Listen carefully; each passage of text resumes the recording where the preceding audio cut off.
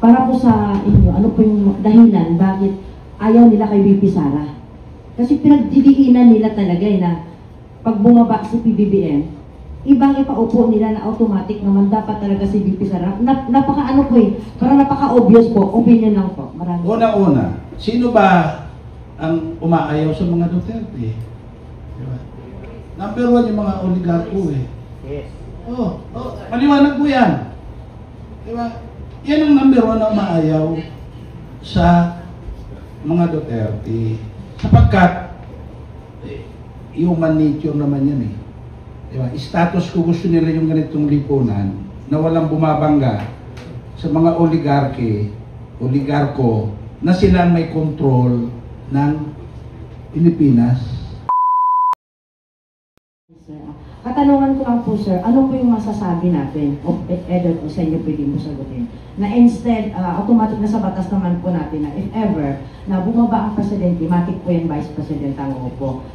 Ano po yung masasabi natin na pinapakalat po nila ngayon na kukuha sila ng caretaker para mahawakan ng Pilipinas at yun ay silang mulang? Ano po yung masasabi ninyo? Well, may konting kaalaman din ako sa law. No? At one point in my life, I studied law. Hindi lang ako pumasa ng bar. Pero it's another life. Yun nga, wala sa batas yun eh. Di ba? Parang ano ang magiging mandate niya? Sino yung mga taong magde-decide na siya ang magiging caretaker? Ano ang mandato nila na gagawin nila yun, di ba? So meron na tayong 1987 Constitution. Bakit baguhin pa natin? Bakit pa tayo gagawa ng panibagong solusyon? Na meron namang solusyon dyan na nanggaling kay Cory Aquino, no? Kung totoong dilawan ka, no, yung 1987 Constitution ay produkto ni Cory Aquino yan. No? Bakit hindi mo irespeto? Alam niyo, isinusubo tayo doon sa maraming grupo, dilawan, mga bayan, doon sa resign all. Parang hindi, ayaw sundin yung saligang batas. Kasi pag hindi natin sinunod yung saligang batas, ano mangyayari sa atin? Mas magulo. Ayaw natin ng kudita. Di ba? Ang sa atin, sundin natin kung ano ang nakatakda sa saligang batas. Nagkataon lang si VP Sara, yung Vice President, na ayaw nilang iupo. Di ba? So, susunod tayo sa saligang batas. At kung hindi talaga magbibitiw si BBM, tuloy-tuloy naman itong pagkilos na gagawin ng hanay ng mga manggagawa at itong Save the Philippines Coalition. Yun lang po. Follow up po? May follow-up question lang po ako. Ano pong, para po sa inyo, ano po yung dahilan bakit ayaw nila kay VP Sara? Kasi pinagdidiinan nila talaga na pag bumaba si PBBM, ibang ipaupo nila na automatic naman dapat talaga si VP Sara. Napaka-ano po parang napaka-obvious po, opinion lang po. Maraming salamat. Alright. Salamat. No? Actually, malalim ho yung rason kung bakit ayaw nila kay VP Sara. Hindi lang yun po yan. Na, kung makikita natin, di ba, sa panahon ni PRD, di ba, nakita nila yung style ng governance eh. And Sara is Duterte. Una-una, sino ba ang umaayaw sa mga Duterte? Diba? Number one yung mga oligarko eh. Yes. Maliwanag po yan. Diba? Yan ang number one na umaayaw sa mga Duterte. Sapagkat, human nature naman yan eh. Diba? Status ko gusto nila yung ganitong lipunan na walang bumabangga sa mga oligarko na sila may control ng Pilipinas politically, economically. Di po ba? Okay. Ngayon, pangalawa, may ibang sektor pa. Diba? Huwag sana ma-open yung kung may ministry media rito. Diba? Medyo karamihan naman din ay ayaw sa Duterte. Bakit kamo? Sapagkat sa panahon ni Duterte, di ba? Hindi siya sumasang-ayon doon sa kalakaran, di ba?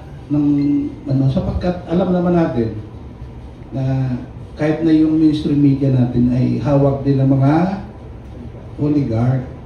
Diba? Okay. Pangatlo, bakit ayaw?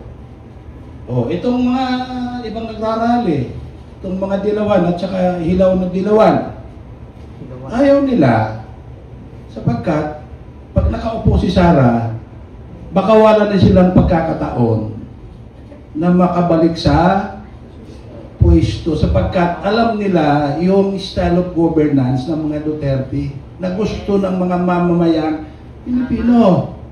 So, yan ang kinakatakot nila eh.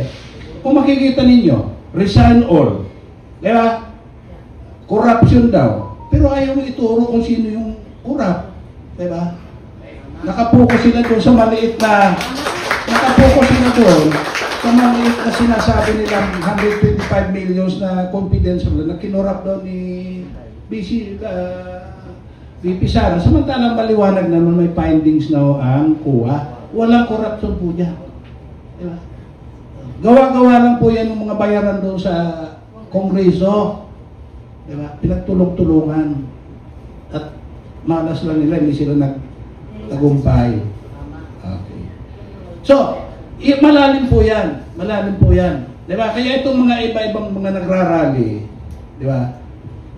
Hanggat maaari ayaw nila mag-resign si BBM sapagkat umaasa pa sila na baka sakali pagdating ng 2028 election, di ba, magkaisa sila, common enemy nila si Sara, pagtulong-tulungan at matalo sa eleksyon. Pero ang katotohanan, habang tumatagal at na-expose itong grabing corruption sa gobyerno, lalong lumalakas si Duterte. Sapagkat hindi po nangyari sa panahon ng pamumuno ng mga Duterte yan. Kinakasangka pa lang nila yung human rights violation. Si VP Sara, hindi naman siya involved yan. Pangalawa, hindi naman totoo po yun na murder si PRRD. Di ba? Nakita nyo naman, ang bilang nila, ilan daw ang pinapatay? 36,000, sabi ng mga dilawan. Di ba?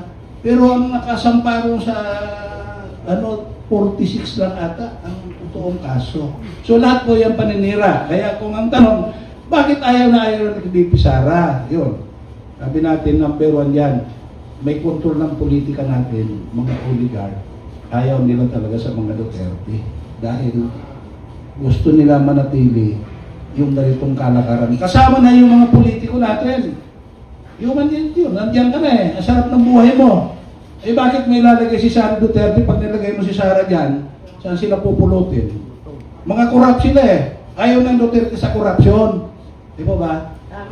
Ayaw nila sa corruption. Kaya ayaw nilang makaupo ang isang Duterte. Yun po. No? Sir, Lapit lang yung microphone. Hello po, kababayan Kate sa YouTube and sa iba't ibang platform ng social media. Mga sir, ang tanong ko lang, ano po yung magiging contingency plan po natin kung sakaling maulit na naman yung September 21 aguluhan? Kasi yung nangyari po ay pinaratang noon sa grupo natin yung gulo na ginawa po nila. And yung pangalawa po, hanggang kailan po magrarally yung Save the Philippines Coalition dahil si Claire Castro ay nag-announce na po na hindi bababa sa pwesto si Bongbong Marcos.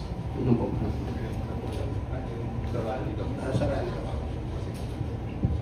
Okay.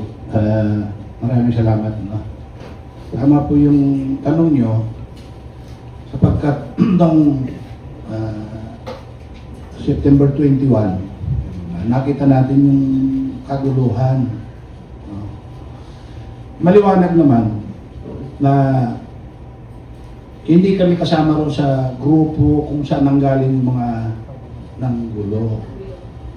Kami po ay nasa Liwasang Bonifacio at nag-marcha kami from Liwasan. Nakarating lang kami ng not Mindiola. Sa Recto, Corner, Moraita. Sapagkat nakabarikada na yung mga polis doon eh. Actually kami ang ginugulo eh. Kaya nga, sa hanay namin, lalo sa mga manggagawa, di ba? iniisip namin, no, para hindi maulit yon, diba? May martial kami mga sarili at napatunayan namin nung September 21 po yan.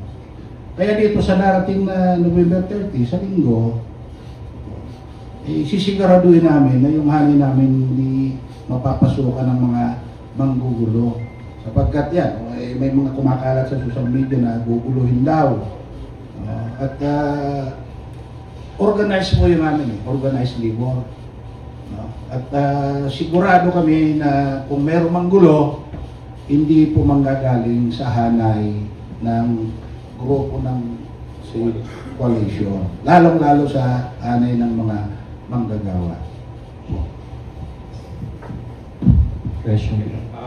Yung question na lang ng pangalawa.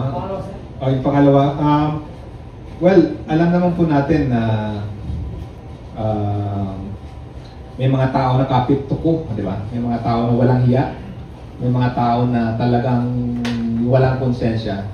So, ang pwede na lang natin gawin is we have to be consistent. November 30 might not be the day. So, continue. We will continue this until the entire Filipino people, no? Kasi isa lang naman siya eh. Tayo, ilang million tayo. We decide that he is fired. Umalis ka na dyan. We will not stop until that day comes.